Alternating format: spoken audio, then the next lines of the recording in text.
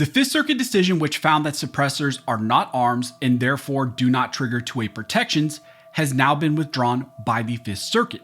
This comes after the DOJ and the Trump administration changed their position and they agreed that suppressors are protected arms in this case. This is a big development, so let's break down what this means going forward for this challenge.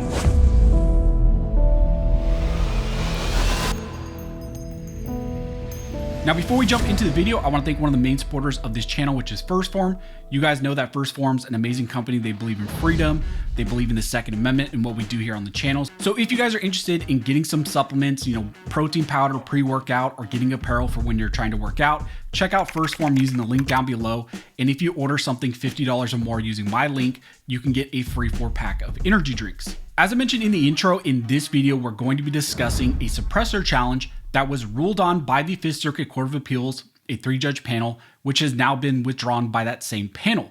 This is in the case U.S. versus Peterson, which deals with the constitutionality of the NFA as it applies to suppressors. Mr. Peterson challenged a conviction against him where he was charged with violating the NFA, and he challenged that conviction based on a theory that the NFA essentially is unconstitutional under the Second Amendment because suppressor restrictions violate the Second Amendment. Now, on review, the Fifth Circuit 3-judge panel found that suppressors are not arms, and as non-arms, they do not trigger 2A protections. However, in response to that, recently, the Trump DOJ through Pam Bondi stated in their new brief to the Fifth Circuit en banc panel in the Fifth Circuit here that the suppressors in question are arms and that they cannot be outright banned by either a state or by the federal government. At the same time, they argue that the NFA's restrictions do not amount to an outright ban, and therefore it is consistent with the Second Amendment.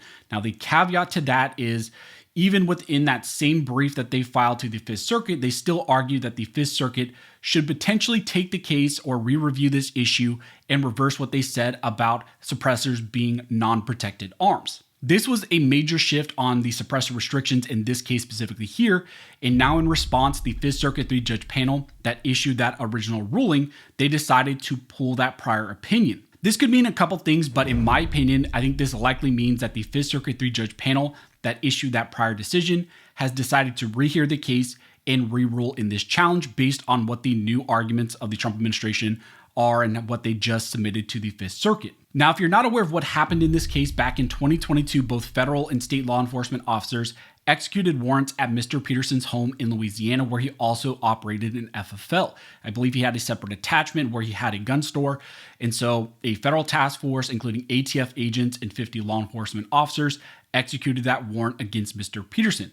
Now, that warrant was based on maybe some issues with Mr. Peterson and his operation of that gun store on the property, and the ATF alleged that there were issues with straw purchases, some improper record keeping, and then also some, issues with some of the firearms that were purchased at the gun store then being found and showing up at certain crime scenes. Now, during this interaction, the entire incident really spun up because of the possession of a single solvent trap that was not registered on the NFA, and that's really what got Mr. Peterson in trouble, and that's what led to this lawsuit. He was charged with violating the NFA because of that unregistered solvent trap, and in response to that charge, Mr. Peterson, through his attorneys, filed a motion to dismiss the charge based on the Second Amendment.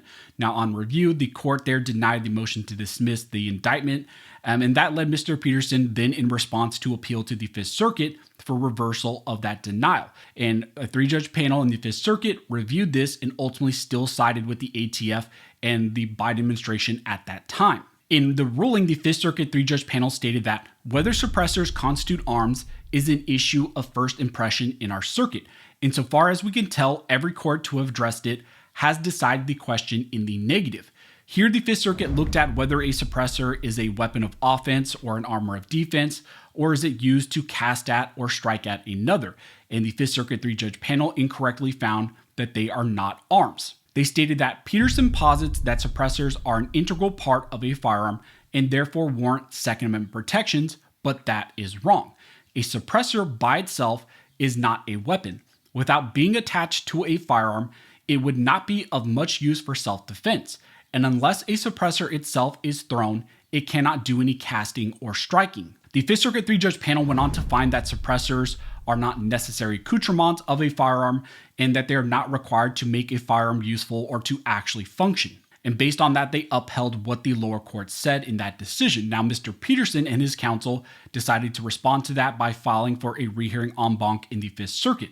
And originally, the DOJ, which had some Biden administration holdover attorneys, responded to that petition for the rehearing, and they still argued that suppressors are not arms and that the Fifth Circuit should deny review to this case. But once the Trump administration got a hold of this case, they changed position on suppressors, and now they argue that the en banc panel or even the Fifth Circuit three-judge panel should re-review the issue and issue a new decision. In the new brief, the DOJ argued that in the view of the United States, the Second Amendment protects firearms accessories and components such as suppressors. As a result, restrictions on the possession of suppressors burden the right to bear arms, and a ban on the possession of a suppressor or similar accessories would be unconstitutional.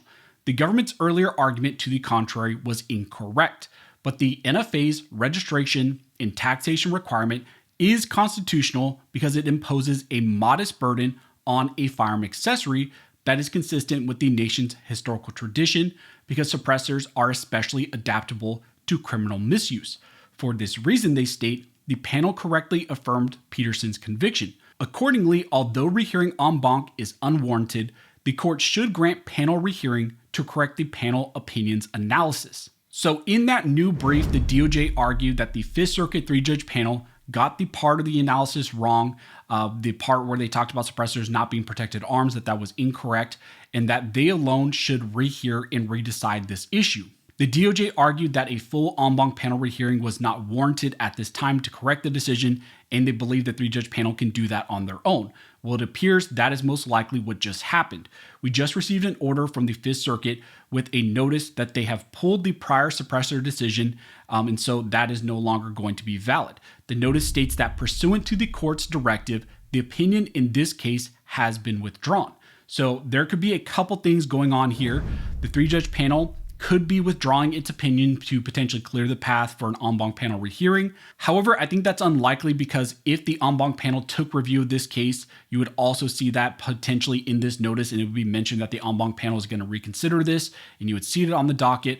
Also, you have the fact that the DOJ in that new brief, they argued that a full en banc panel review is not warranted at this time, and that the three-judge panel should reconsider and rehear this on their own. I think that's exactly what the three-judge panel in the Fifth Circuit just decided to do. I think they're going to reconsider the case on their own in light of the new position and the new arguments that were made by the Trump administration in this suppressor case. Since you have both Mr. Peterson and the DOJ saying that the panel should take review for at least the reason to reverse what they said in finding that suppressors are not protected arms, I think that is what they're now going to consider during this whole rehearing. That review is likely also going to lead to a re-review of the NFA taxation registration process because they pulled the entire prior decision, so they're going to have to rehear the entire issues and all the arguments that were made.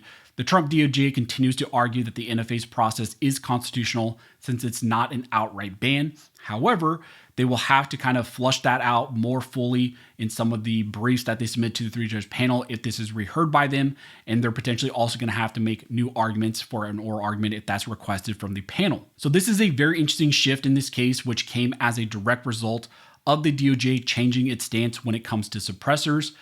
Time will tell if the Fifth Circuit decides to rehear this and what they ultimately decide to do, but at least in this case, you have both sides saying that the Fifth Circuit should rule that suppressors are protected arms under the Second Amendment, and that alone would be a huge win because it would also create a critical circuit split on this issue of whether suppressors are protected arms for the purpose of the Second Amendment, because all the other circuit courts, for the most part, that have reviewed this, like the 10th Circuit, the 9th Circuit, I believe, and others, have come to the conclusion that suppressors are not protected arms. Now, another wrinkle with all of this, of course, is if Congress ends up passing the HPA fully and it's signed, into law by Trump, that of course would moot all of this, and that would be the biggest win. And, a lot of these cases would go to the wayside because they wouldn't matter as much. It would matter for Mr. Peterson because then the question is, what happens with his prior conviction? If the NFA going forward does no longer, restrict suppressors, what happens to his conviction? But the whole constitutional question of whether or not suppressors are protected arms, or whether or not the NFA's restrictions on them is constitutional, those would kind of go to the wayside. So that's what's now going on with this critical suppressor challenge, which is in the Fifth Circuit. So as we get more information, as this develops, I will let you guys know. But as always, thank you all for watching. Don't forget to like, comment, and subscribe. And don't forget, this nation was built by armed scholars, and this nation will be maintained by armed scholars.